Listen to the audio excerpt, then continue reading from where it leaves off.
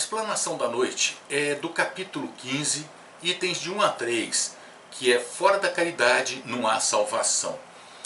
Aqui é muito interessante, a gente vê que nós temos que todas as parábolas faladas por Jesus, todos os ensinos que ele nos traz, tudo o que nos é trazido pelas mensagens e pela doutrina de Jesus, uma das coisas que nós temos que fazer nas parábolas é voltar à época, voltar àquela época. Por que será que ele falou dessa forma? Por que que ele usou esses termos? Por que que naquele contexto ele precisava falar daquela forma, né? E aqui nós temos duas parábolas a respeito de separar as ovelhas dos bodes e do bom samaritano. Então nós vamos focar um pouquinho mais na parábola do bom samaritano. Ele diz no Evangelho que vinha descendo, Lucas, né, vinha descendo de Jericó a Jerusalém uma pessoa, um viajante. E esse homem foi assaltado e ele ficou caído na estrada. Veio um sacerdote, esse sacerdote passou ao longo, não quis atendê-lo. Veio um levita, da mesma forma, esse levita passou ao largo e não atendeu. E veio um samaritano.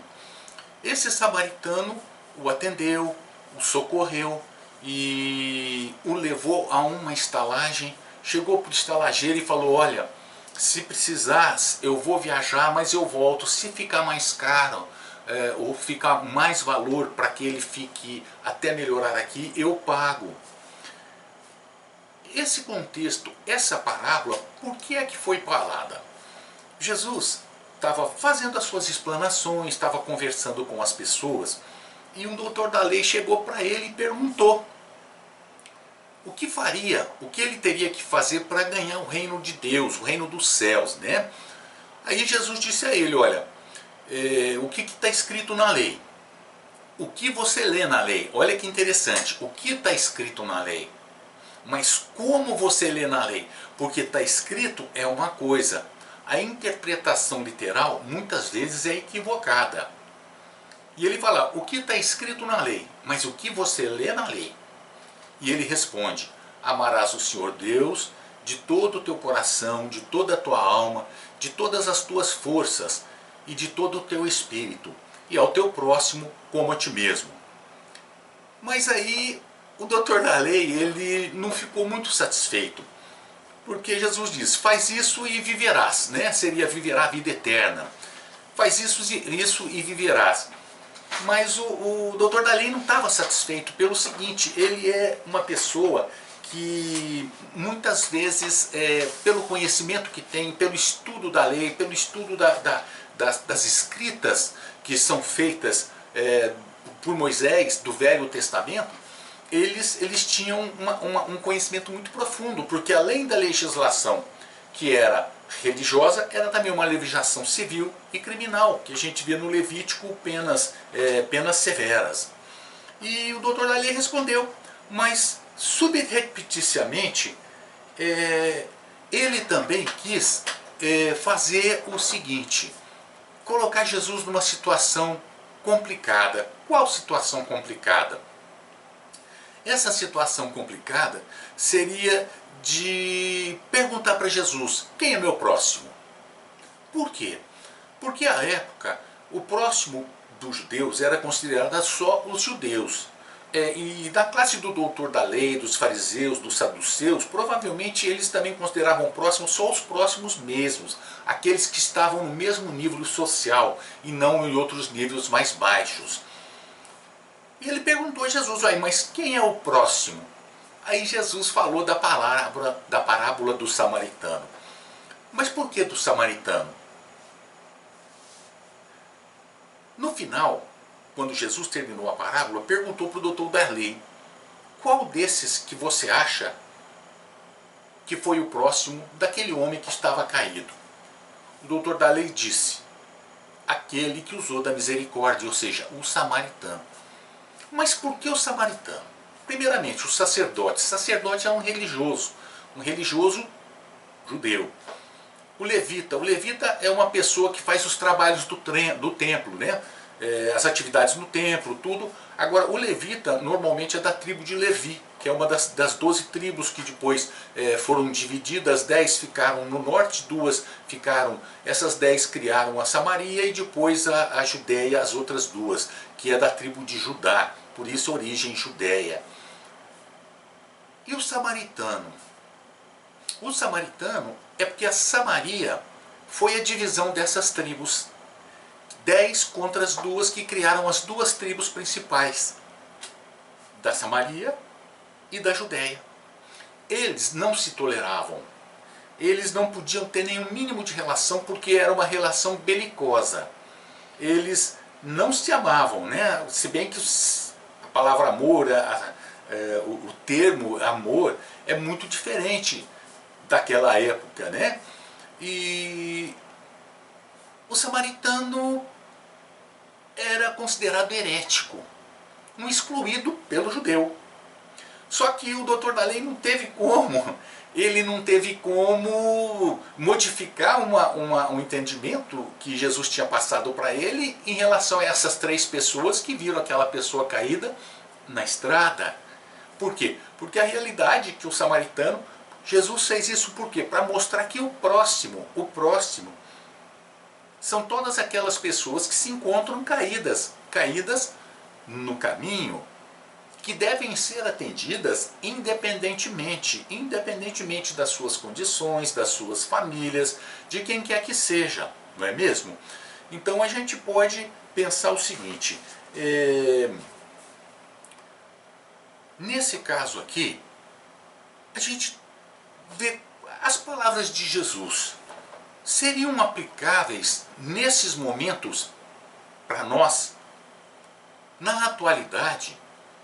O que quer dizer o samaritano? O que quer dizer o levita, o sacerdote? Todos nós temos, infelizmente eu estou dizendo por mim, nós temos o costume equivocado de nos preocuparmos muito conosco mesmo e com os nossos próximos familiares. Quando a gente vê um acidente, por exemplo, ou alguma coisa que acontece, um incêndio, um prédio, um problema numa casa, que essa casa cai, ou qualquer coisa que seja uma comoção, que possa causar uma tragédia, vamos assim dizer. A primeira coisa que a gente pergunta: meu filho estava lá? Minha mulher estava lá? Ah, morreram tantas pessoas. Ah, graças a Deus que eles estavam em casa. Sim, mas aquelas pessoas que morreram nesse acidente também têm seus familiares, têm os seus amigos, têm os seus carinhos, vamos assim dizer, as pessoas que com elas se afinizam. As pessoas que com elas se afinizam. São pessoas que merecem a nossa consideração como qualquer um de nós. Por quê? Porque é a nossa família universal. É a família que todos nós temos que trabalhar para que possamos progredir conjuntamente. Então é um trabalho que tem que ser feito primeiramente dentro de nós mesmos. Qual é esse trabalho que tem que ser feito dentro de nós mesmos? É o trabalho da nossa transformação moral. Por que a necessidade da transformação moral? Porque, como aquele doutor da lei, muitas vezes nós consideramos o nosso próximo só aquelas pessoas que realmente estão próximas, só aquele grupo social que frequentamos, aquele grupo religioso que nós frequentamos, e nós excluímos a todos. Mas Jesus, quando trouxe a sua mensagem, amai ao próximo como a ti mesmo, a Deus sobre todas as coisas, ele obviamente nos trouxe para mostrar que o próximo são todos, porque ele não disse, olha, amai o próximo romano, amai o próximo grego, amai o próximo judeu, amai o próximo nazareno, o próximo samaritano, não. Amai ao próximo, ou seja, o cidadão universal que Jesus é e nos trouxe essa mensagem. Mas esse trabalho de amarmos o próximo no sentido amplo ele tem que começar a ser feito dentro de nós mesmos.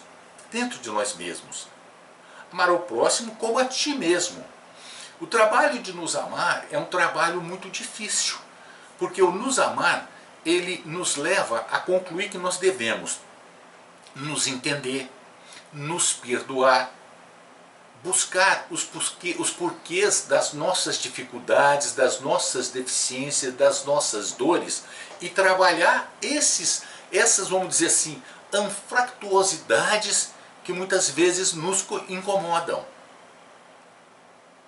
Quem de nós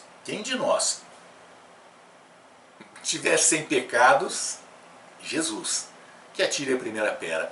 Quem de nós que não tem as dificuldades, os defeitos, as más qualidades?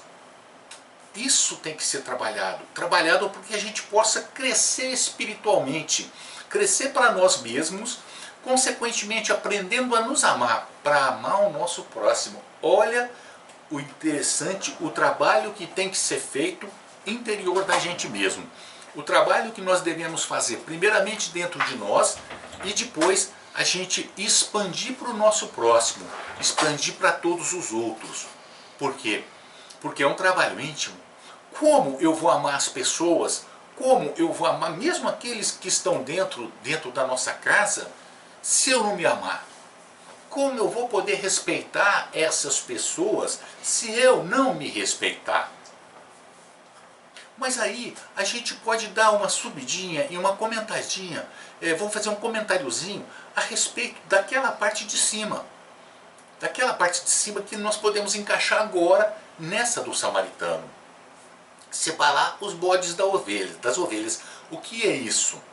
Essa separação ela é feita, vamos dizer, trazendo para os nossos dias, nessa, vamos dizer, época de transição.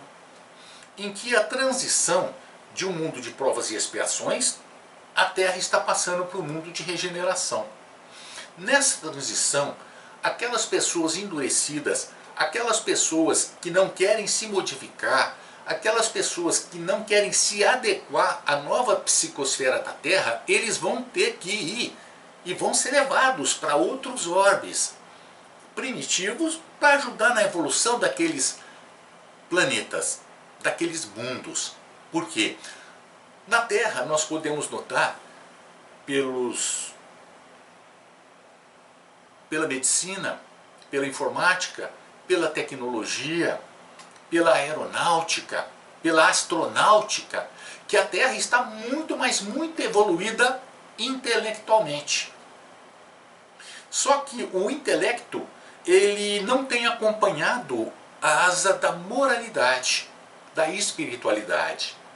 Então esse intelecto vai ter que voltar para ajudar aqueles mundos que estão primitivos precisando evoluir. Levando não as tecnologias, porque no começo ainda não tem como levar as tecnologias.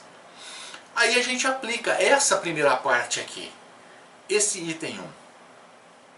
Para aplicar esse item 1, nós temos um filme muito bonitinho, um filme muito interessante, não é bonitinho, muito interessante, muito bonito, que chama O Quarto Sábio. O que quer dizer esse filme? Esse filme tem um príncipe, esse príncipe é estudioso da medicina, da astronomia, na época era astrologia, hoje é astronomia, da astrologia e da medicina, e também estudava os astros, né? Obviamente, se é da astrologia, da astronomia, e ele estudando os astros e as escritas sagradas antigas, dos profetas, grandes e pequenos profetas, ele viu que ia nascer um grande modificador do mundo. E esse príncipe pediu autorização ao seu pai para poder fazer essa viagem em busca desse novo rei, desse homem que ia modificar a humanidade. Seu pai autorizou, mas condicionou que um servo fosse junto, um escravo. E esse jovem me parte à procura dessa pessoa que nasceria e modificaria o mundo. Só que, de acordo, ele levou muitas joias, várias gemas, órios, diamantes, rubis, pérolas.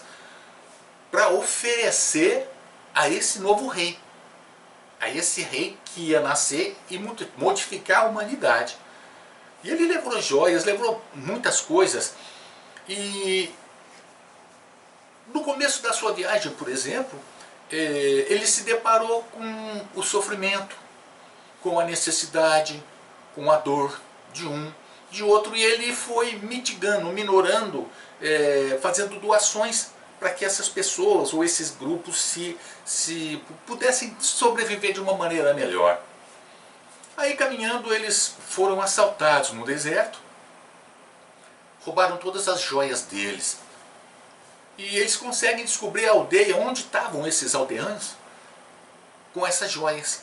E era uma aldeia de ladrões, de pessoas que sobreviviam do roubo, do furto. E quando ele chega, ele fala, olha, mas eu quero as minhas joias. E a chefe daquela aldeia disse, não, essas joias são nossas. Você não... Aí ele começou a ver naquela aldeia a necessidade e falou, mas por que vocês roubam se vocês podem plantar, vocês podem tirar os seus alimentos, vocês não precisam ficar saltando nas estradas. Mas eles não tinham a menor noção de como fazer. Como ele já era uma pessoa mais instruída e que lá no seu país já se plantava, tinha várias, vamos dizer assim, progressos que naquela região não tinha, ele falou, vamos lá então, eu vou ensinar vocês a plantar. Mas a mulher falou, aqui não tem água. Ela falou, não, vamos trazer água. Onde é que tem um riacho perto? O riacho é lá, tal, tal, certinho. Aí eles canalizaram o riacho, um rego tirado do riacho, e foram regando aquela terra. Aí ele tinha sementes e foi mostrando, foram buscar uma cidade e foram plantando. Então ele foi mostrando para esse povo que a necessidade que tinha deles terem a sua autonomia. Terem a sua autonomia porque não precisavam ficar roubando, furtando, porque arriscavam muito a vida. E essa dona, essa chefe dessa aldeia, ela tinha um filho que seu filho estava cego. E ele foi ficando nessa aldeia, foi ajudando no progresso, tirou eles da criminalidade, tudo, e foi ficando velho. Só que tudo que ele tinha praticamente ele deu. Ele deu porque ele tinha que comprar, eles tinham que comprar, vamos dizer, arados, materiais para planta, sementes, comprar animais para poder transportar para a cidade e vender. E ele foi vendendo as suas joias para poder movimentar aquela comunidade, fora as outras que ele já tinha. Mas nesse período ele ficou sabendo que já tinha nascido o rei. Tinha nascido o rei e que Herodes tinha mandado matar todas as criancinhas até 2 anos. E ele foi ver se achava. E naquele tumulto em que estavam sendo mortas as crianças, chegou uma mãe com uma criança no colo, um soldado de Herodes, para decapitar a criança. A última moeda que ele tinha, a última joia, ele pegou e deu para o soldado não matar aquela criança. Ficou sem nada. Voltou para a aldeia e continuou naquela vida e foi envelhecendo, porque toda vez que ele ouvia dizer que que esse homem, que esse rei estava num determinado lugar, ele não conseguia chegar lá. E ele ficava porque ele estava lá atendendo a necessidade, atendendo o sofrimento daquelas pessoas. E já bem mais velho, ele, o seu servo, ele já não estava assim ao quebrado, com uma idade avançada, e ele ouviu dizer que esse homem que se chamava Jesus estava lá perto na região. Ele curava, porque como ele tinha conhecimento da medicina, lá na comunidade ele curava as pessoas, e como médico ele trabalhava, ele ensinava a alimentar, a ler, a escrever. Então ele se tornou uma pessoa muito importante naquela comunidade, mas não importante, vamos dizer, socialmente, mas uma importância em ajudar a comunidade. E ele esqueceu de buscar Jesus. Esqueceu porque ele estava tomando conta daquelas pessoas. E aí teve a notícia, ele já estava de idade, que tinha chegado na cidade Jesus, o jovem que ele esperava conhecer, e que estava entrando em Jerusalém. E o servo dele, olha, mestre, mas ele está aí, aquele que o senhor tem buscado durante todos esses anos, ele está aí na cidade, falou, já estou velho, eu não tenho condições, eu não tenho mais nada para doar, para dar de presente a ele, para homenagear esse grande homem, eu não tenho como. Falou, não, vamos lá, tal. E o jovem cego, filho da chefe, também foram lá tudo. De repente, naquela multidão, aquela turba e aquele pessoal todinho, ele já não estava conseguindo. Aí o jovem, que era cego desde a infância, chega e abraça ele, estou enxergando, ele trouxe de volta a minha missão, Jesus me curou. E saiu correndo para ir contar para a mãe. E ele já não tinha mais força. Pegou, deitou, ficou num canto, quietinho, parado, e ele ouve. Nesse momento Jesus já estava sendo crucificado. E ele ouve, Pai, perdoai-os, que eles não sabem o que fazem. E ele ficou assim, não tinha mais o que fazer, ele já não tinha nem forças. De repente aparece uma luz na frente dele, e essa luz vai como que aumentando, e chega uma voz e diz a ele, estou aqui. Ele diz, mas quem é o Senhor? Ele falou, sou eu, Jesus, que você me buscou a sua vida toda. Ele falou, mas como? Agora é que eu não tenho mais nada? Agora que eu não tenho mais nada a oferecer ao Senhor? O Senhor me busca? Aí, Jesus diz a ele, todas as vezes que você atendeu a um daqueles pequeninos, foi a mim que você fazia. Todas as vezes que você vestiu uma daquelas pessoas, foi a mim que você fazia. Todas as vezes que você alimentou aquelas pessoas e as instruiu, foi a mim que você fazia. Então, eu estive ao seu lado todo esse tempo. Jesus desaparece e ele desencarna. Isso nos mostra que muitas vezes nós nos esquecemos que o próximo é a ponte que vai nos levar a Deus. Que o próximo é aquele que nos ensina, muitas vezes um parente difícil, em que nós estamos a ponto de perder a paciência, mas naquele momento vem a calma e nos fala, compreenda, perdoa, porque é o que ele pode dar. Perdoa, porque é o que ele tem para te dar. E vem uma calma. Vem uma calma.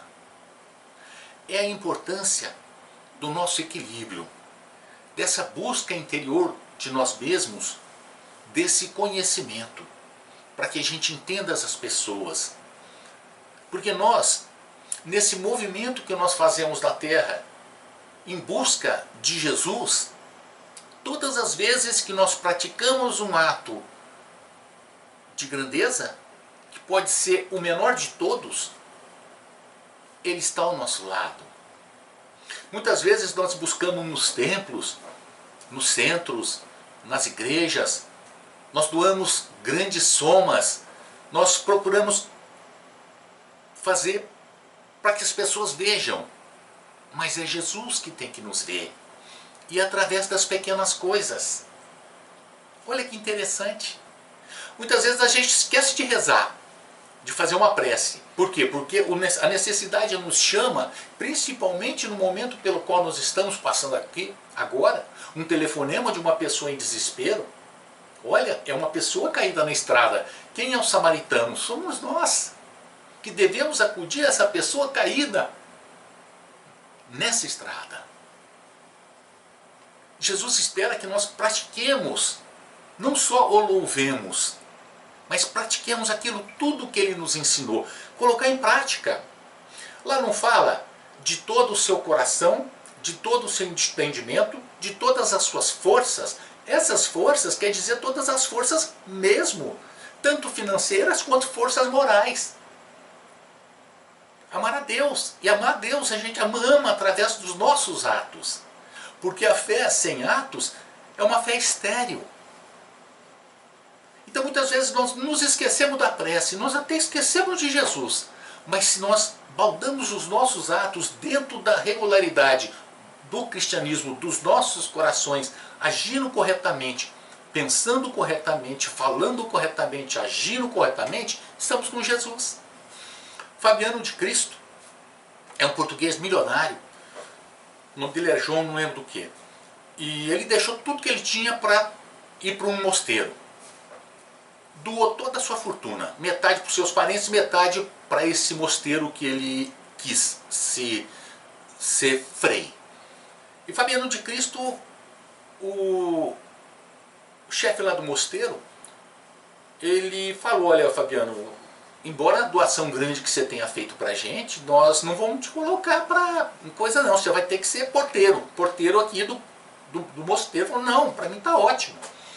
E como porteiro, ele foi, as pessoas chegavam nessa cidade, conversavam com ele, ele ia atendendo, conversando tudo. Então as pessoas foram se afinizando a ele.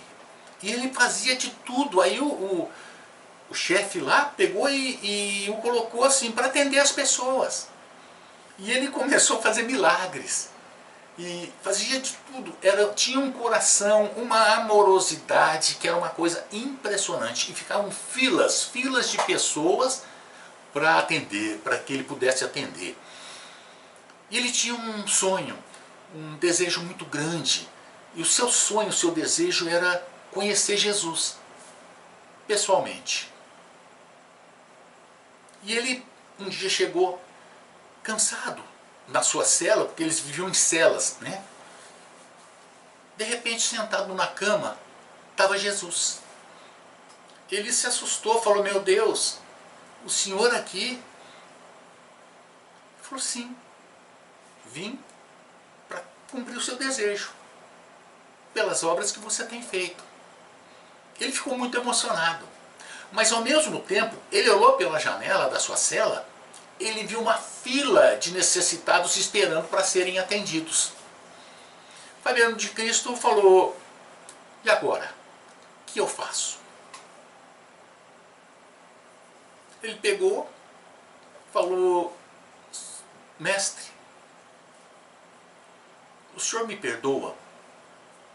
O senhor sabe o tanto que eu queria conversar com o senhor, estar perto do senhor, poder ter um pouquinho do seu calor. Mas aquelas pessoas estão me esperando. Então, eu peço perdão ao senhor, mas eu vou atendê-los. Pegou, deixou Cristo e foi. Foi. Na madrugada ele chega na sua cela, Jesus estava lá.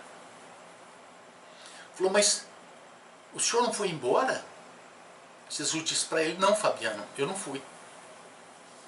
Porque você foi atender os meus pequeninos. Se você tivesse ficado comigo e os abandonado, eu teria ido. Fabiano era um coração tão grandioso, tão bom, que ele foi apodrecendo em vida. E aí, para que não cheirasse as suas feridas, ele punha flores. Na verdade, eu não me recordo se ele punha flores, e dessas flores feridas da sua perna, saía um perfume de flores. Ele estava apodrecendo em vida, mas quem estava na cela sentia perfume de flores, e não de podridão. Isso nos mostra que Jesus nos espera todos os dias, em todos os momentos, para que a gente possa amar a Deus sobre todas as coisas, e o próximo como a nós mesmos, independentemente de quem seja esse próximo. O importante é o que nós fazemos. O que nós estamos fazendo para as nossas vidas? Não é egoisticamente. Porque o rumo que nós estamos dando a ela é o rumo que nós vamos dar ao nosso futuro. Hoje, nós colhemos o nosso passado. Hoje, tudo que nós recebemos é consequência desse passado. Como será nosso futuro? o nosso futuro vai depender do nosso presente. O que eu estou fazendo hoje? E quando eu estiver numa situação muito difícil, que eu não sei o que eu faço, muitas pessoas acham isso meio pueril, meio risível, né? Meio inaplicável. Quando nós chegarmos numa situação que a gente não sabe o que faz, nós nos perguntamos, o que Jesus faria nesse momento? Olha que interessante. O que Jesus faria nesse momento?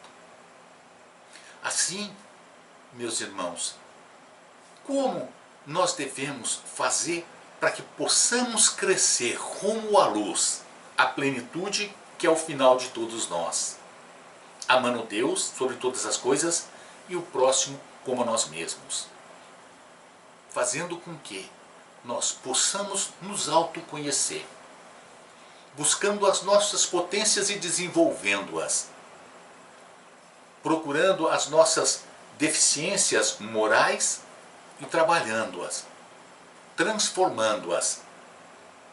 O ódio no amor, a solidão em solidariedade, a revolta em resignação. É um trabalho que cabe a cada um de nós, porque esse trabalho também está sendo assistido por Cristo e por Ele sendo patrocinado para que a gente consiga ter e chegar a um futuro melhor. Fora da caridade não há salvação, porque tudo está baldado na caridade, em todos os seus sentidos, em todas as suas facetas. Qualquer bem que possamos fazer, inclusive com a palavra, é caridade.